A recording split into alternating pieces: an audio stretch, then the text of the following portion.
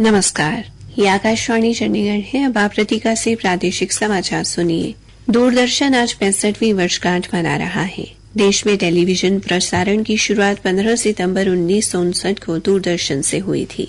तत्कालीन राष्ट्रपति डॉक्टर राजेंद्र प्रसाद ने इसके पहले प्रसारण का उद्घाटन किया था। अपने विशाल नेटवर्क के बूते दूरदर्शन आज भारत का सबसे बड़ा प्रसारक है, जिसकी पहुंच ग्रामीण दर्शकों तक है। दूरदर्शन निःशुल्क डीटीएच सेवा भी उपलब्ध कराता है। केंद्रीय रिजर्व पुलिस बल की 13वीं वाहिनी की कमांडेंट कमल सिसोदिया के नेतृत्व में कल स्वच्छता ही सेवा पखवाड़े की शुरुआत बल के सेक्टर 43 स्थित डेट 13 शिविर में जागरूकता रैली का आयोजन कर की गई। इस अवसर पर कमांडेंट कमल सिसोदिया ने कहा कि केंद्रीय रिजर्व पुलिस बल के सुरक्षा प्रहरी देश की स्वच्छता के भी प्रहरी हैं, जो स्वच्छता ही सेवा कार्यक्रम के अंतर्गत इस विशाल स्वच्छता अभियान को प्रभावी तौर पर चलाने में सार्थक भूमिका निभा रहे हैं।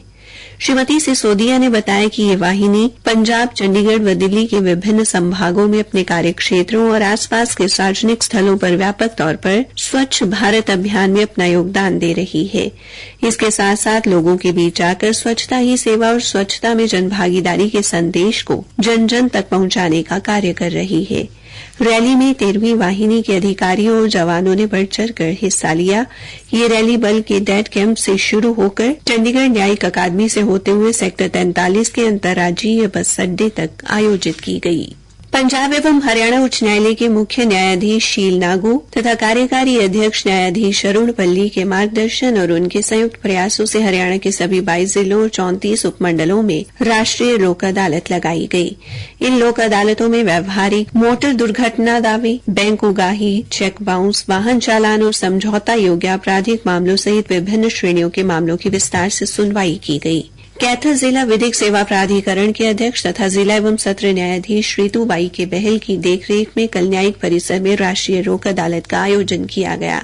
जिला विधिक सेवा प्राधिकरण की सचिव एवं मुख्य न्यायिक दंडाधिकारी ऋतु ने बताया कि इस राष्ट्रीय लोक अदालत में कुल 17,022 लंबित मामले रखे गए, जिनमें से 12,839 मामलों का निपटान किया गया। वहीं फरीदाबाद में आयोजित लोक अदालत में 63,216 मामले रखे गए, जिनमें से 48,120 मामलों का निपटान किया गया। अंबाला शहर में कल वार्ड नंबर 18 व 2 में हुए बीजेपी के कार्यक्रम में पार्षद सरदूल सिंह और विक्रम फकीर चंद ने भारतीय जनता पार्टी का दामन थाम लिया। बीजेपी प्रत्याशी सीम गोयल ने दोनों को पटका पहनाकर पार्टी में शामिल किया। दोनों पार्षदों ने कहा कि वो सीम गोयल की कार्यशैली और शहर में हो रहे विकास कार्यों को देखते हुए बीजेपी में शामिल हुए हैं। कैथल जिले की सीमा में धान की फसल की कटाई के बाद बचे हुए अवशेषों को जलाने पर तुरंत प्रभाव से रोक लगाने के आदेश जारी किए गए हैं।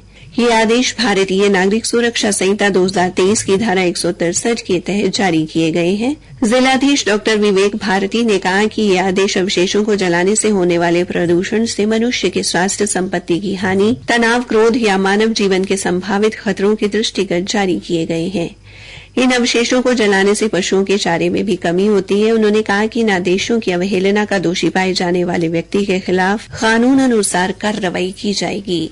भाला फेंक खिलाड़ी नीरज चोपड़ा ने डायमंड लीग का रजत पदक जीत लिया है। कल बेल्जियम की राजधानी ब्रसेल्स में नीरज ने 87.86 मीटर का थ्रो किया, जो उनका सर्वश्रेष्ठ थ्रो था, और वे केवल 1 सेंटीमीटर के अंतर से स्वर्ण पदक जीतने से चूक गए। प्रतियोगिता का स्वर्ण पदक पेरिस ओलंपिक के कांस्य पदक विजेता एंडरसन पीटर्स ने जीता। जर्मनी के जूलियन बेबर तीसरे स्थान पर रहे। भिवानी स्थित हरियाणा विद्यालय शिक्षा बोर्ड द्वारा संचालित करवाई जाने वाली माध्यमिक व वरिष्ठ माध्यमिक की पूरक परीक्षाएं 16 अक्टूबर से शुरू होंगी।